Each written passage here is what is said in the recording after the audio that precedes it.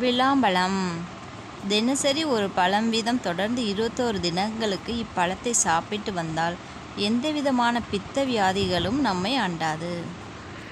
விளாம்பழம் பல வியாதிகளை குணப்படுத்தும் சிறந்த பழமாகும்.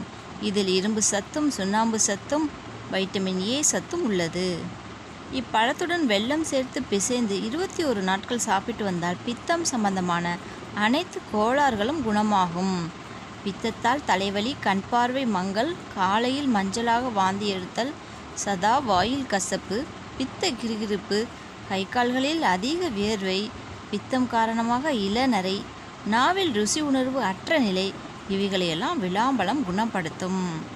விளாம்பழத்திற்கு இரத்தத்தில் கலக்கும் நோய் அணுக்களை சாகடிக்கும் திறன் உண்டு.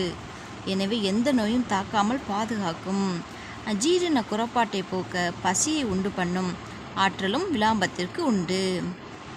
பனங்கற்கண்டுடன் விளாம்பழத்தை சாப்பிட பித்த கோளாறுகளால் உண்டாகும் வாந்தி, தலைச்சுற்றல் தீரும்.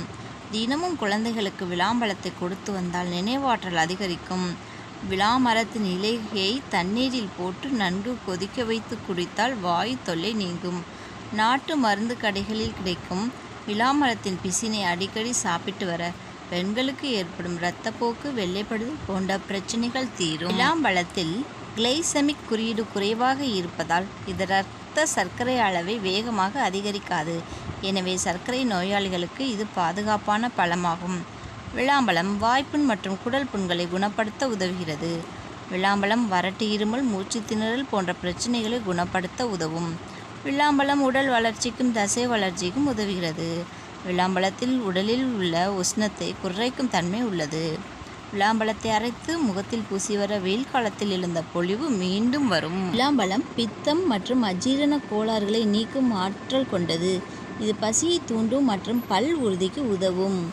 விளாம்பழத்தில் உள்ள இரும்பு சத்து உடலுக்கு மிகவும் நல்லது.